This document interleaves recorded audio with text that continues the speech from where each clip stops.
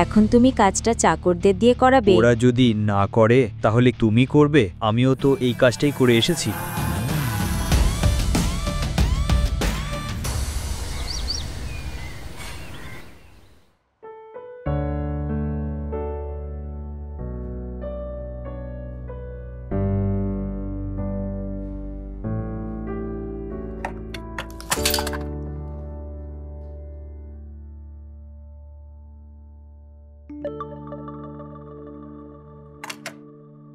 Driver, আমার ব্যাগগুলো গাড়িতে রাখো তাড়াতাড়ি, আর গাড়িটা বের করো, আমি অফিসের জন্য দেরি করে ফেলছি। এই ড্রাইভারটা কোথায় যায় বুঝিলা, আর সকাল থেকে নকশ কোথায় তাও জানি না। যখন কাজের সময় হয় সবাই কোথায় চলে যায় বুঝতে পারি না। আনিকা দাঁত চেপে আয়নায় তাকিয়ে চুলটা আবার তাড়াতাড়ি ঠিক করল, আর যখন সে ফিরে তাকালো তখন ড্রাইভারের জায়গায় দাঁড়িয়েছিল নকশ। আনিকা, আমি রামানিক ভাইয়ের কাছে গিয়েছিলাম, জুয়েলার্সের কাছে। মনে হচ্ছে তোমার গয়নার সেটটা একটু দেরি হবে, হয়তো আর 1-2 দিন লাগবে। সরি ম্যাম, একটু দেরি হয়ে গেল। একটু দেরি? সারাদিন বসে থাকো আর মজা করো। তোমরা একটা কাজও ঠিক করে করতে পারো না, সারাক্ষণ শুধু অজুহাত। তোমরা সবাই একই রকম অলস।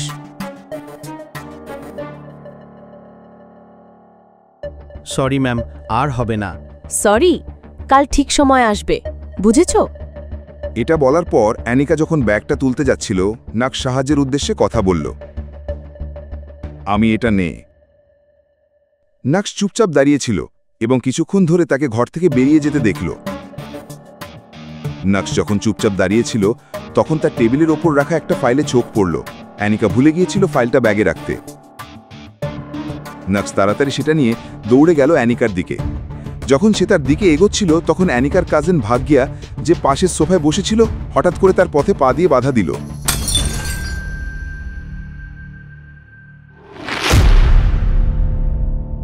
ও মাই গড, তুমি কি করেছো? আমি কি করলাম? অনিকা ও ফাইলটা ভুলে গিয়েছিল, তাই আমি ওকে ফাইলটা দিতে চেয়েছিলাম। হঠাৎ করে ও মাঝখানে এসে পড়ল। এই নাও, এটা নাও। ওহ, এবার তো আমি তোমার পথে এলাম রাজা। এটাও নিশ্চয়ই আমার দোষ, তাই না?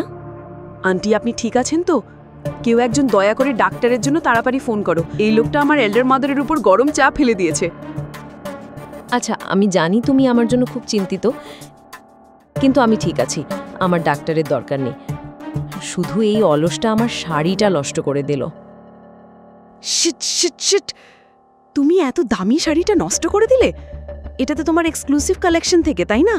একদিকে ভাগ্য অকারণে এত হইচই করছিল, আর অন্যদিকে নকশ দেখল যে আনিকা আবার ঘরের ভেতর ফিরছে। কিন্তু সে নকশের দিকে একবারও না তাকিয়ে সোজা বেরিয়ে গেল। নকশ অপেক্ষায় ছিল আনিকার একটুখানি স্নেহের দৃষ্টির জন্য, কিন্তু সে চুপচাপ বাড়ি ছেড়ে চলে গেল। ব্রেকিং নিউজ, গুজরাতের সবচেয়ে বড় কনস্ট্রাকশন ফার্ম ভানুশালী গ্রুপের ভবিষ্যৎ কি এখন সংকটে? এত বড় ক্ষতির পর ভানুশালী গ্রুপ কি আবার উঠে দাঁড়াতে পারবে? এখন কি সামলাবে ভানুশালী গ্রুপ? শিল্প জগতের এই গোপন তথ্য জানতে চোখ রাখুন শুধু টেক ওয়ান নিউজে।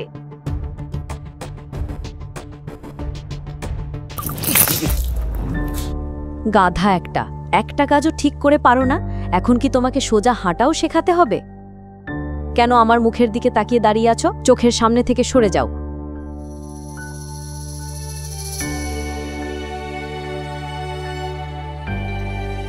জানি না তোমার কাকা কি ভেবে আনিকার হাত তোমার হাতে তুলে দিল। যখন থেকে তুমি আমাদের জামাই হয়েছো, আমাদের কপালটাই খারাপ হয়ে গেছে। এত বড় বোঝা হয়ে বসে আছো। এই হলো জাভেরি পরিবার। জাভেরি পরিবার হলো সুরাটের অন্যতম বড় ব্যবসায়ী পরিবার। এই বিশাল ও রাজকীয় বাড়িতে বসবাস করে জাভেরি পরিবারের বড় সংসার।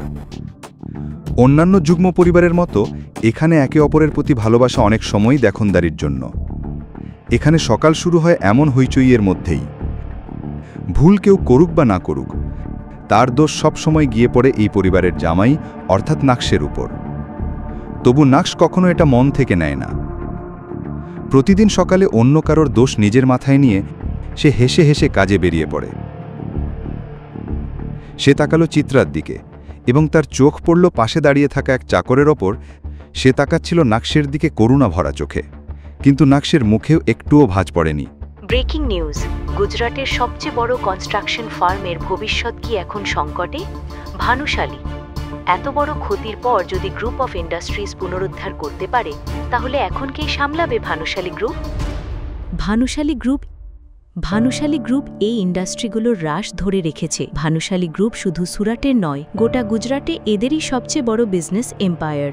আমরা তো ওদের সঙ্গে নতুন প্রজেক্ট শুরু করছি। আন্টি, আপনি এত চিন্তা করছেন কেন? এটা হয়তো আমাদের জন্য একটা শুভ সংকেত হতে পারে। আমার মনে হয় আমাদের ওদের নতুন সিইওর সঙ্গে একটা ডিল করার চেষ্টা করা উচিত। নাকশের মুখে এক হালকা হাসি ফুটে উঠল, যা ওর চোখের উজ্জ্বলতা আরও বাড়িয়ে দিচ্ছিল। তারপর নাকশের চোখ পড়ল আনিকার বাবা রসিক জাভেরির দেয়ালে টাঙানো ছবিটার দিকে। গুরুজি, আপনি কি দেখছেন আমাদের দেওয়া প্রতিশ্রুতি কি পরিণতি এনেছে? এই বাড়িতে আমাকে কত কিছু সহ্য করতে হচ্ছে। এই পৃথিবী ছাড়ার আগে আপনি আনিকার হাত আমার হাতে তুলে দিয়েছিলেন। তখন থেকেই আমাকে এই বাড়িতে কত কিছু সহ্য করতে হচ্ছে।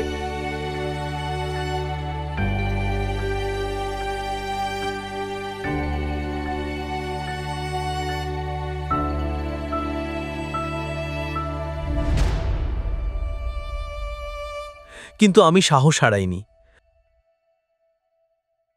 গুরুজি, আপনার স্ত্রী চিত্রাকে আমি কোনোভাবে সহ্য করতে পারি, কিন্তু আমার আসল লক্ষ্য হল আনিকার মনে জায়গা করে নেওয়া। আমি নিশ্চয়ই তার হৃদয়ে জায়গা করে নেব, আনিকার মনে জায়গা করে নেব। একদিকে নাকশ তার গুরুজির সঙ্গে কথা বলায় ব্যস্ত ছিল, আর অন্যদিকে নাকশের মোবাইল ফোনটা বারবার বেজে উঠছিল। কিন্তু নাকশ নিজেই তার চিন্তায় এত ডুবেছিল যে ফোনের প্রতি একটুও মন দেয়নি। সে ফোন ধরেনি এবং স্নান করতে বাথরুমে চলে গিয়েছিল। স্নান করার সময়ও নাকশ শুধু ভানুশালী গ্রুপ নিয়েই ভাবছিল। নাকশ বুঝতেই পারল না ফোনে যে কলটা আসছিল সেটাই তার জীবন পুরো বদলে দিতে চলেছে। নাকশ ছিল মাত্র একটা কলের দূরত্বে। যখন নাকশ স্নান সেরে বাথরুম থেকে বেরিয়ে এলো, তখন আবার তার ফোন বেজে উঠল।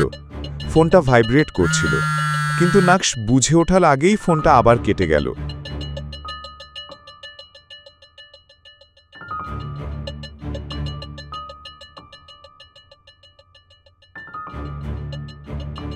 নকশ, প্লিজ আমার কলটা ধরো। আমি জানি তুমি আমার উপর রাগ করে আছো, কিন্তু আমাদের একটা জরুরি বিষয়ে কথা বলা দরকার।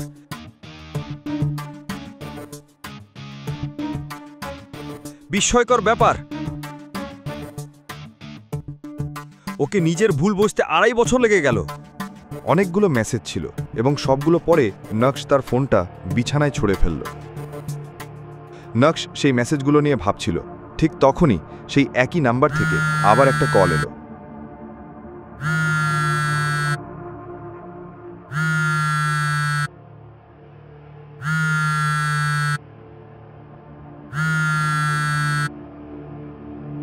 হ্যালো হ্যালো, প্রিয় নকশ।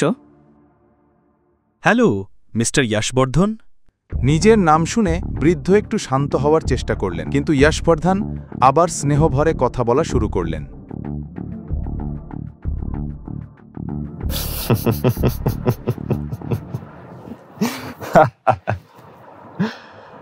ব্যাপারটা হলো মিস্টার যশ, আমাকে আপনার প্রশংসা করতেই হবে, কারণ আপনার 2.5 বছর লেগে গেল আমার খবর নেওয়ার জন্য, আর এখন আপনার মনে পড়েছে আমার কথা। সান, আমি প্রতিটা দিন আর রাত কিভাবে কাটিয়েছি কেবল আমি জানি। আমি নিজেকে কিভাবে সামলেছি আমি বলতে পারবো না। হয়তো এটাই আমার প্রাপ্য। আমি যা করেছি তা আমার চোখের সামনেই হতে দিলাম।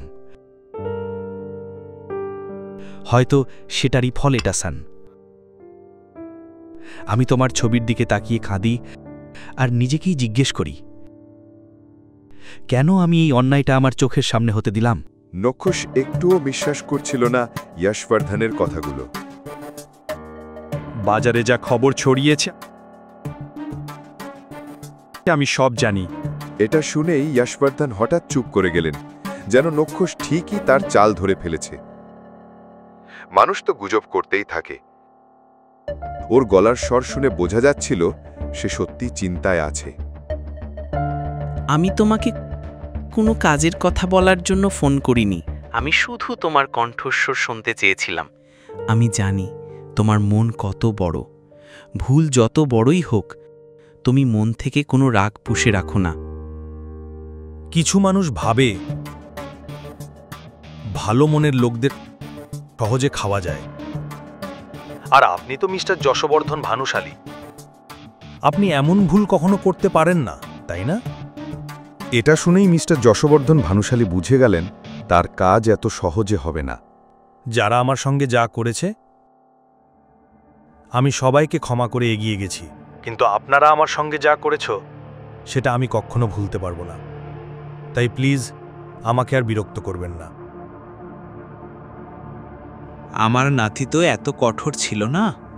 আপনি বুঝতে পাচ্ছেন না আমি কি বলতে চাইছি? আমি আমার জীবনে এখন খুশি। আমার আর আপনার সঙ্গে কোনো সম্পর্ক নেই, আপনারও আমার সঙ্গে আর কোনো সম্পর্ক নেই। আপনি কেন আমাকে আবার সেই জায়গায় ডাকছেন যেখানে আমি শুধু কষ্ট পেয়েছি, কেঁদেছি? তোমার কি একটুও দেখতে ইচ্ছা করে না আমাকে? একবার দেখা করো, কে জানে আর কতদিন বাঁচব। যশবর্ধন ভালো করেই জানত তার ছেলে যতই কঠিন কথা বলুক, এই বিষয়ে সে গলে যাবে।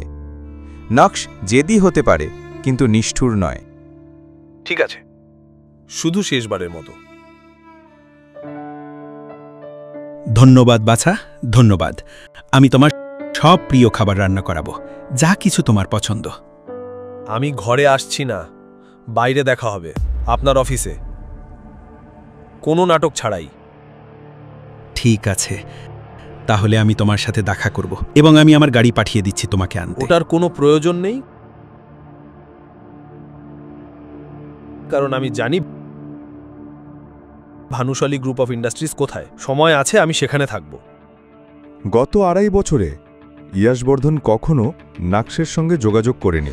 নাক্স 2.5 বছর ধরে ভানুশালী গ্রুপের বাইরে। তাহলে এখন যখন ভানুশালী গ্রুপ ডুবতে বসেছে, তখন কেন যশবর্ধন আবার নাক্সের কথা ভাবছে? এই ভেবে নাক্স আরও বিভ্রান্ত হয়ে পড়েছিল।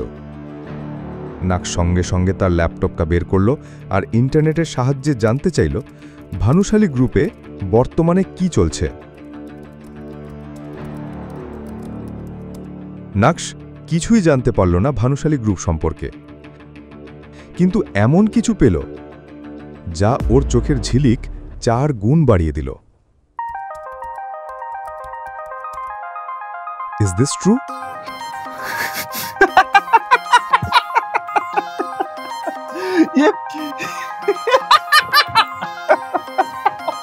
নাক্স ইন্টারনেটে কি এমন পেল যা ওকে এত খুশি করে তুলল? এই রহস্য জানতে এখনই ডাউনলোড করুন পকেট এফএম অ্যাপ। লিঙ্কটি রয়েছে ডেসক্রিপশনে।